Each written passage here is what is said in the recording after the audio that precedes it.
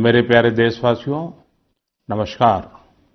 Corona के प्रभाव से हमारी मन की बात भी अछूती नहीं रही है। जब मैंने पिछली बार आपसे मन की बात की थी, तब पैसेंजर ट्रेनें बंद थी, बसें बंद थी, हवाई सेवा बंद थी। इस बार बहुत कुछ खुल चुका है। श्रमिक स्पेशल ट्रेनें चल रही हैं, अन्य स्पेशल ट्रेनें भी शुरू हो गई हैं। तमाम सावधानियों के साथ हवाई जहाज उड़ने लगे हैं। धीरे धीरे उद्योग भी चलना शुरू हुआ है। यानी अर्थव्यवस्था का एक बड़ा हिस्सा अब चल पड़ा है, खुल गया है। ऐसे में हमें और ज्यादा सतर्क रहने की आवश्यकता है।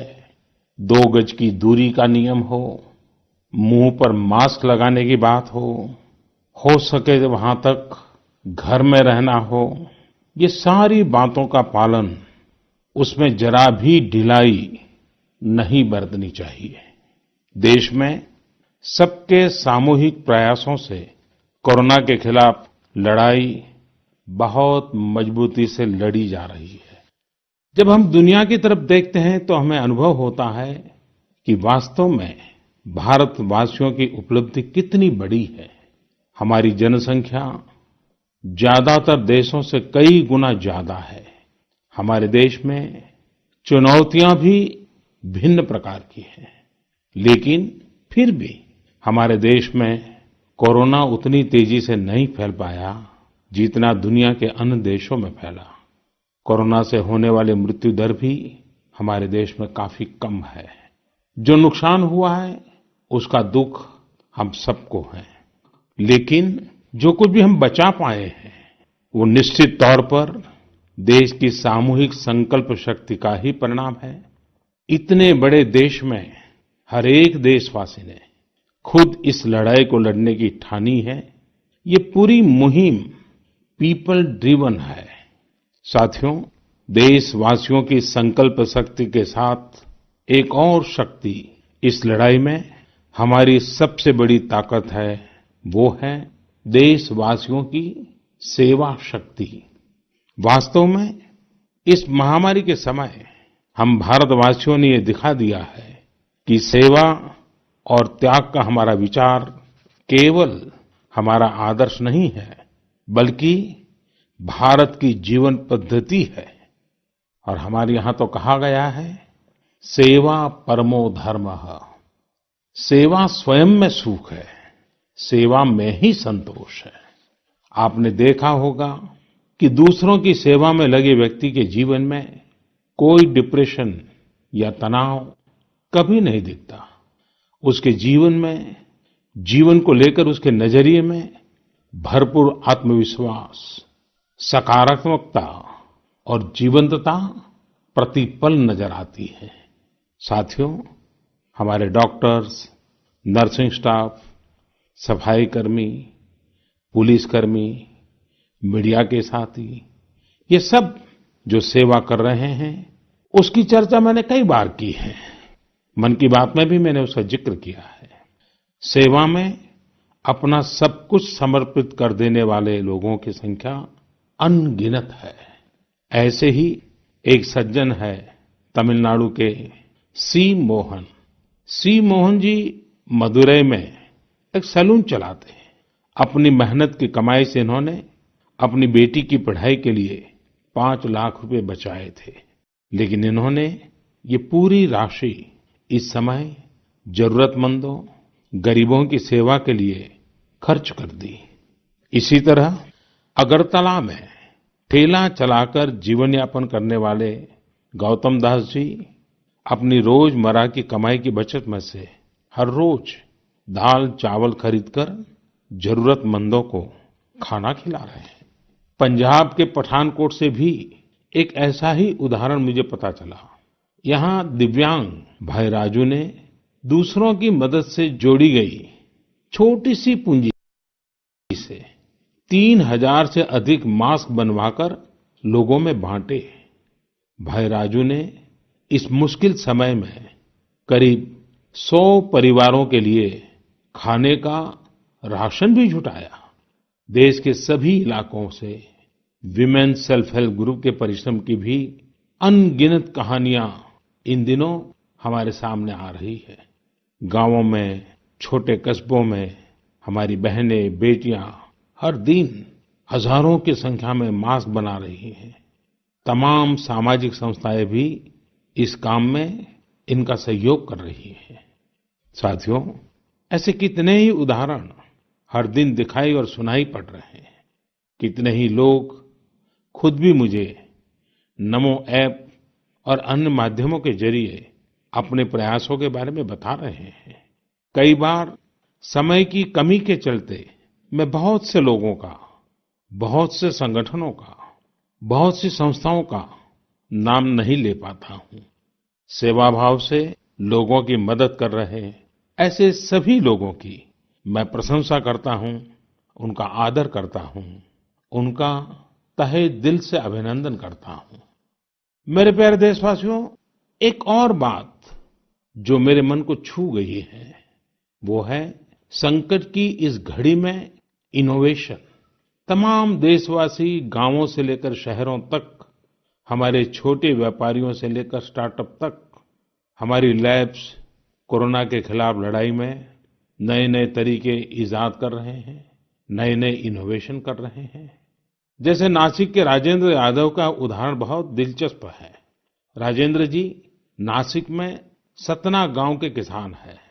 अपने गांव को कोरोना संक्रमण से बचाने के लिए उन्होंने अपने ट्रैक्टर से जोड़कर एक सैनिटाइजेशन मशीन बना ली है और ये इनोवेटिव मशीन बहुत प्रभावी तरीके से काम कर रही है। इसी तरह मैं सोशल मीडिया में कई तस्वीरें देख रहा था। कई दुकानदारों ने 2 गज की दूरी के लिए दुकान में बड़े पाइपलाइन लगा लिए हैं, जिसमें एक छोर से वो ऊपर से सामान डालते हैं और दूसरी छोर से ग्राहक अपना सामान ले लेते हैं। इस दौरान पढ़ाई के क्षेत्र में भी कई अलग-अलग इनोवेशन शिक्षकों और छात्रों ने मिलकर किए हैं। ऑनलाइन क्लासेस, वीडियो क्लासेस, उसको भी अलग-अलग तरीकों से इनोवेट किया जा रहा है। कोरोना की वैक्सीन पर हमारी लैब्स में जो काम हो रहा है, उस पर तो दुनिया भर की नजर है और हम सबकी आशा भी। किसी भी परिस्थिति को बदलने के लिए इच्छा शक्ति के साथ ही बहुत कुछ इनोवेशन पर भी निर्भर करता है। हजारों सालों की मानव जात की यात्रा लगातार इनोवेशन से ही इतने आधुनिक दौर में पहुंची है। इसलिए इस महामारी पर जीत के लिए हमारी ये विशेष इनोवेशंस भी बहुत बड़ा आधार है। साथियों, कोरोना के खिलाफ लड़ाई का यह रास्ता लंबा है। एक ऐसी आपदा जिसका पूरी दुनिया के पास कोई इलाज ही नहीं है, जिसका कोई पहले का अनुभव भी नहीं है। तो ऐसे में नई-नई चुनौतियां और उसके कारण परेशानियां हम अनुभव भी कर रहे हैं। ये दुनिया के हर कोरोना प्रभावित देश में हो रहा है और इसलिए भारत भी इससे अछूता नहीं है। हमारे देश में भी कोई वर्ग ऐसा नहीं है जो कठिनाई में न हो, परेशानी में न हो। और इस संकट की सबसे बड़ी चोट अगर किसी पर पड़ी है तो हमारे गरीब, मजदूर, श्रमिक वर्ग पर पड़ी है। उनकी तकलीफ, उनका दर्द, उनकी पीड़ा शब्दों में नहीं कही जा सकती। हम में से कौन ऐसा होगा जो उनकी और उनके परिवार की तकलीफों को अनुभव न कर रहा हो। हम सब मिलकर इस तकलीफ को, इस पीड़ा को बांटने का प्रयास कर रहे हैं। पूरा देश प्रयास कर रहा है। हमारे रेलवे के साथी दिन रात लगे हुए हैं। केंद्र हो, राज्य हो, स्थानीय स्वराज की संस्थाएं हो, हर कोई दिन रात मेहनत कर रहे हैं। जिस प्रकार रेलवे के कर्मचारी आज जुटे हुए हैं, वे भी एक प्रकार से अग्रिम पंक्ति में खड़े कोरोना वॉरियर्स ही है। लाखों श्रमिकों को ट्रेनों से और बसों से सुरक्षित ले जाना, उनके खाने पीने की चिंता करना, हर जिले में क्वारंटाइन केंद्रों की व्यवस्था करना, सभी की टेस्टिंग, चेकअप, उपचार की व्यवस्था करना, ये सब काम लगातार चल रहे हैं और बहुत बड़ी मात्रा में चल रहे हैं।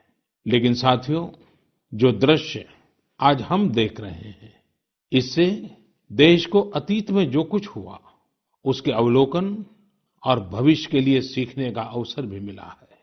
आज हमारे श्रमिकों की पीड़ा में हम देश के पूर्वी हिस्से की पीड़ा को देख सकते हैं। जिस पूर्वी हिस्से में देश का ग्रोथ इंजन बनने की क्षमता है, जिसके श्रमिकों के बाहुबल में देश को नई ऊंचाई पर ले जाने का सामर्थ्य है, उस पूर्वी हिस्से का विकास बहुत आवश्यक है। पूर्वी भारत के विकास से ही देश का संतुलित आर्थिक विकास संभव है।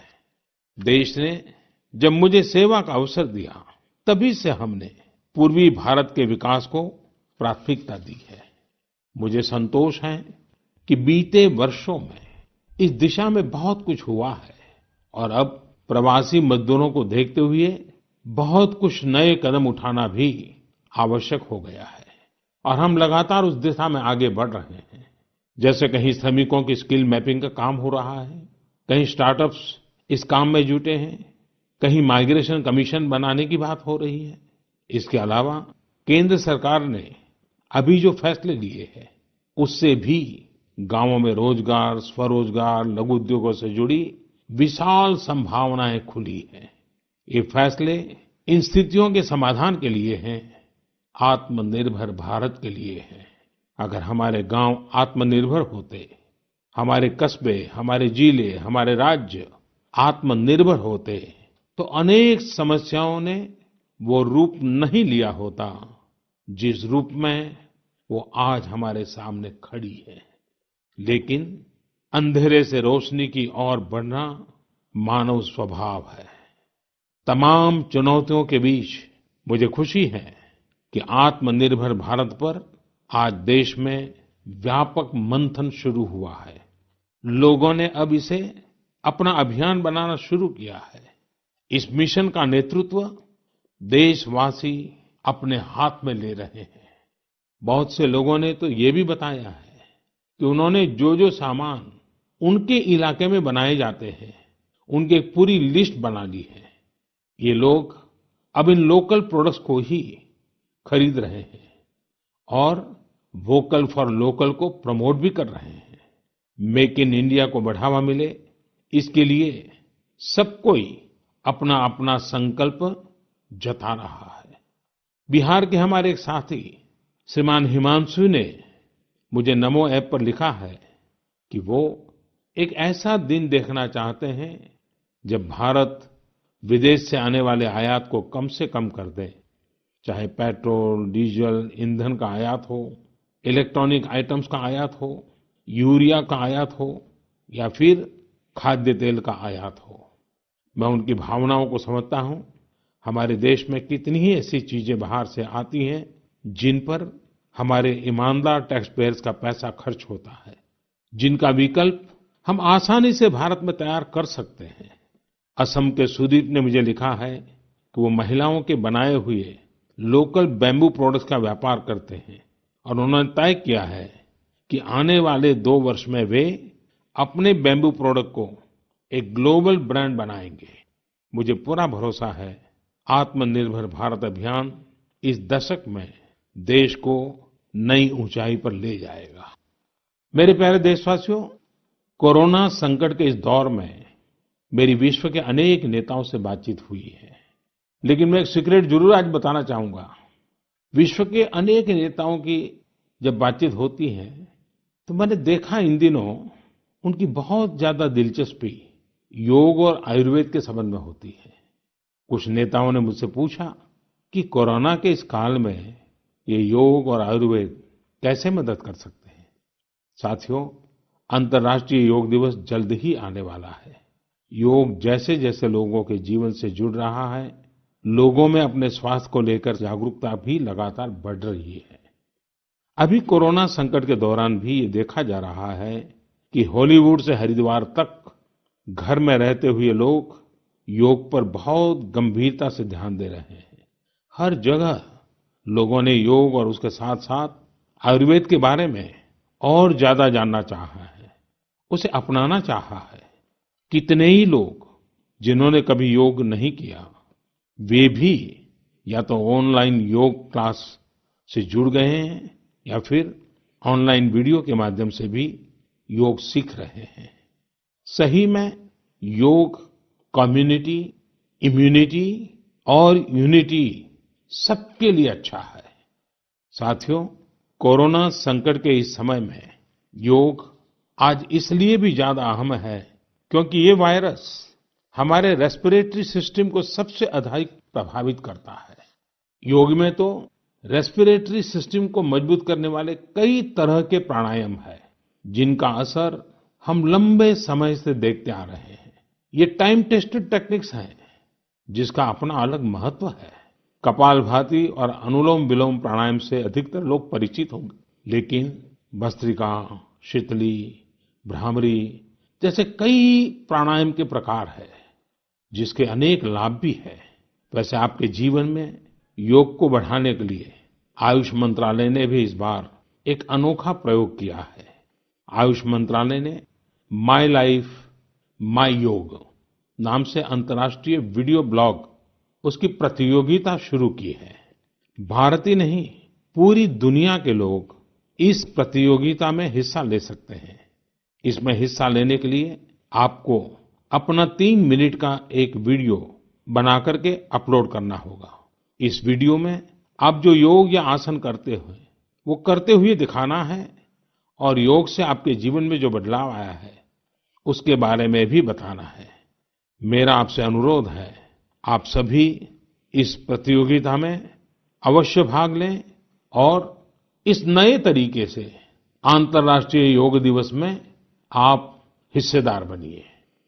साथियों, हमारे देश में करोड़ों करोड़ गरीब दशकों से एक बहुत बड़ी चिंता में रहते आए हैं।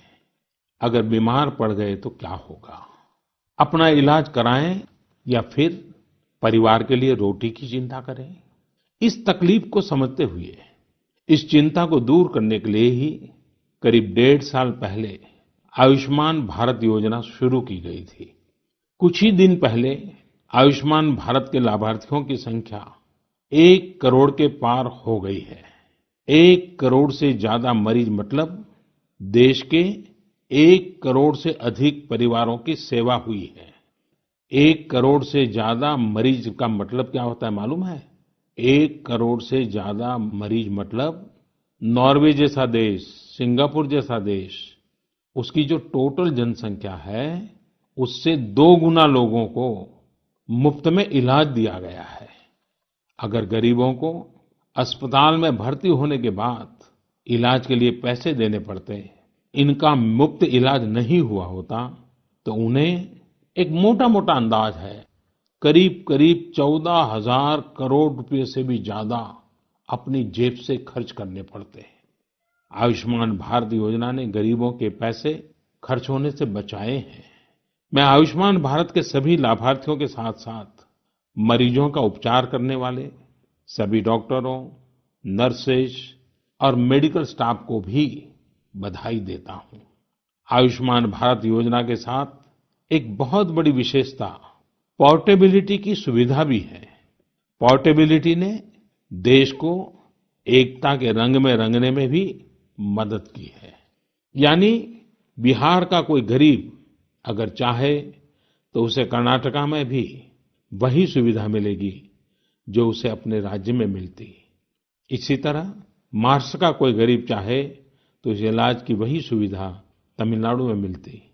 इस योजना के कारण किसी क्षेत्र में जहां स्वास्थ्य की व्यवस्था कमजोर है, वहां के गरीब को देश के किसी भी कोने में उत्तम इलाज कराने की सहूलियत मिलती है।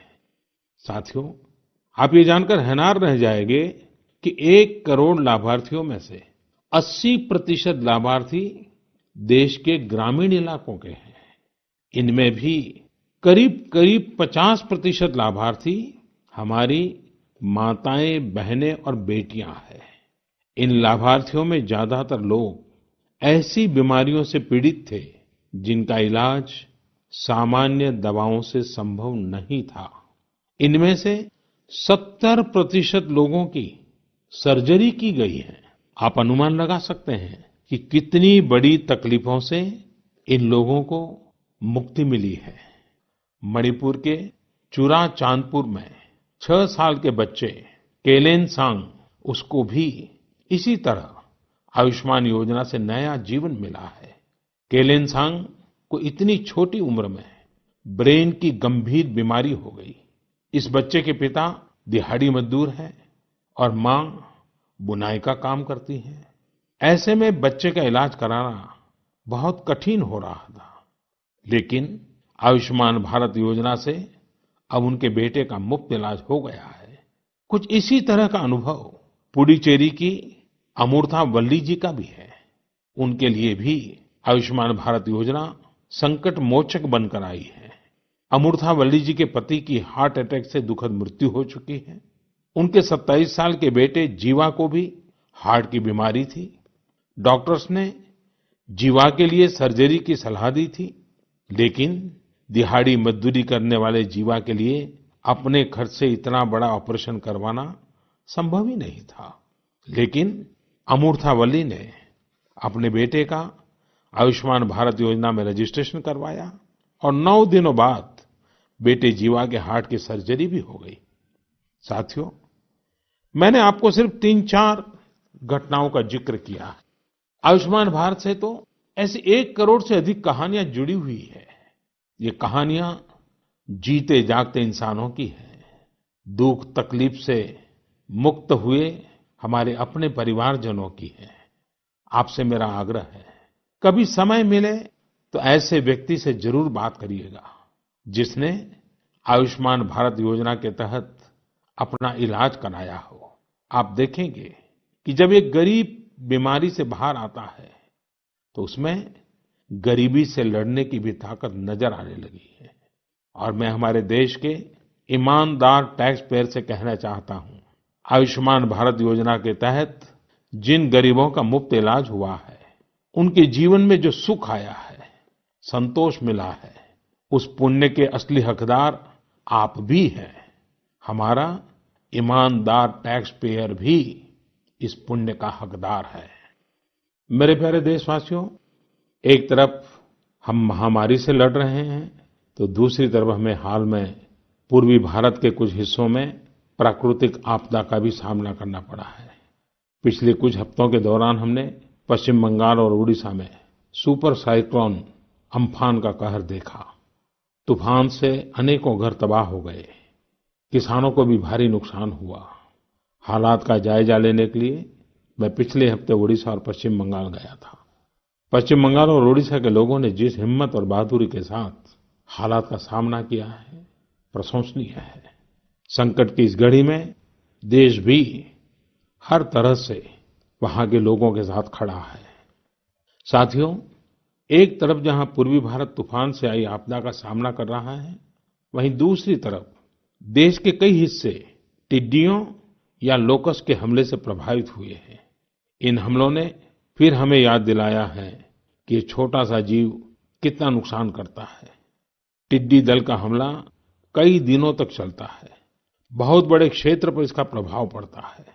भारत सरकार हो, राज्य सरकार हो, कृषि विभाग हो, प्रशासन भी इस संकट के नुकसान से बचने के लिए, किसानों की मदद करने के लिए आधुनिक संसाधनों का भी उपयोग कर रहा है।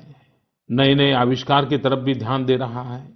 और मुझे विश्वास है कि हम सब मिलकर के हमारे कृषि क्षेत्र पर ये जो संकट आया है, उससे भी लोहा लेंगे, बहुत कुछ बचा लेंगे। मेरे प्यारे देशवासियों, कुछ दिन बाद ही 5 जून को पूरी दुनिया विश्व पर्यावरण दिवस मनाएगी। विश्व पर्यावरण दिवस पर इस साल की थीम है बायोडायवर्सिटी, यानी जैव विविधता। वर्तमान परिस्थितियों में यह थीम विशेष रूप से महत्वपूर्ण है। लॉकडाउन के दौरान पिछले कुछ हफ्तों में जीवन की रफ्तार थोड़ी धीमी जरूर हुई है, लेकिन इससे हमें अपने आसपास प्रकृति की समृद्ध विविधता को, जैव विविधता को करीब से देखने का अवसर भी मिला है। आज कितने ही ऐसे पक्षी जो प्रदूषण और शोर शराबे में ओझल हो गए थे, सालों बाद उनकी आवाज को लोग अपने घरों में सुन रहे हैं। अनेक जगहों से जानवरों के उन्मुक्त विचरण की खबरें भी आ रही हैं। मेरी तरह आपने भी सोशल मीडिया में जरूर इन बातों को देखा होगा, पढ़ा होगा। बहुत लोग कह रहे हैं, लिख रहे हैं, तस्वीरें साझा कर रहे हैं कि वो अपने घर से दूर-दूर पहाड़ियां देख पा रहे हैं, दूर-दूर जलती हुई रोशनी देख रहे हैं। इन तस्वीरों को देखकर कई लोगों के मन में ये संकल्प उठा होगा, क्या हम उन दृश्यों को ऐसे ही बना रख सकते हैं? इन तस्वीरों ने लोगों को प्रकृति के लिए कुछ करने की प्रेरणा भी दी है। नदियां सदा स्वच्छ रहें, पशु पक्षियों को भी खुलकर जीने का हक मिले, आसमान भी साफ सुथरा हो, इसके लिए हम प्रकृति के साथ तालमेल बिठाकर जीवन जीने की प्रेरणा ले सकते हैं। मेरे प्यारे देशवासियों, हम बार बार सुनते हैं, जल है तो जीवन है, जल है तो कल है, लेकिन जल के साथ हमारी जिम्मेवारी भी है। वर्षा का पानी, बारिश का पानी, ये हमें बचाना है, एक एक बूंद को बचाना है। गांव-गांव वर्षा के पानी को हम कैसे बचाएं? परंपरागत बहुत सरल उपाय हैं। उन सरल उपाय से भी हम पानी को रोक सकते हैं। 5 दिन 7 दिन भी अगर पानी रुका रहेगा तो धरती माँ के पास बुझाएगा, पानी फिर जमीन में जाएगा, वही जल जीवन की शक्ति बन जाएगा। और इसलिए इस वर्षा ऋतु में हम सबका प्रयास रहना चाहिए कि हम पानी को बचाएं, पानी को संरक्षित करें। मेरे प्यारे देशवासियों, स्वच्छ पर्यावरण सीधे हमारे जीवन, हमारे बच्चों के भविष्य का विषय है। इसलिए हमें व्यक्तिगत स्तर पर भी इसकी चिंता करनी होगी।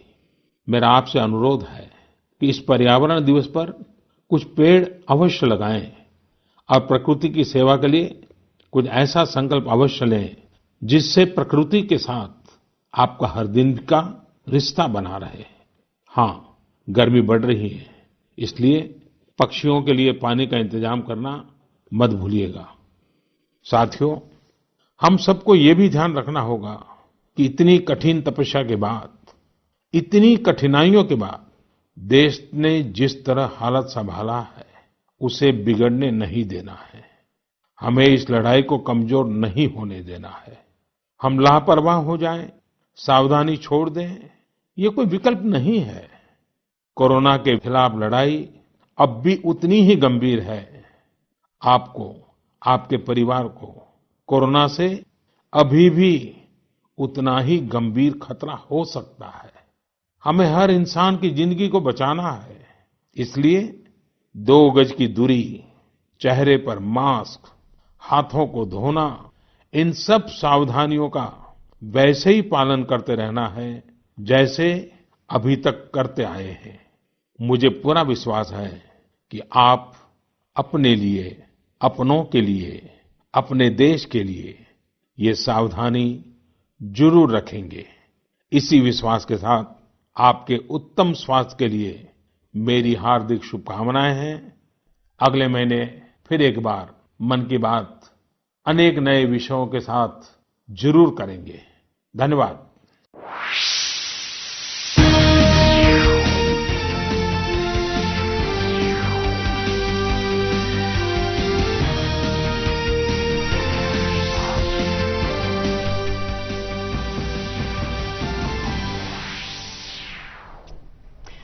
नमस्कार, आप देख रहे थे प्रधानमंत्री की मन की बात।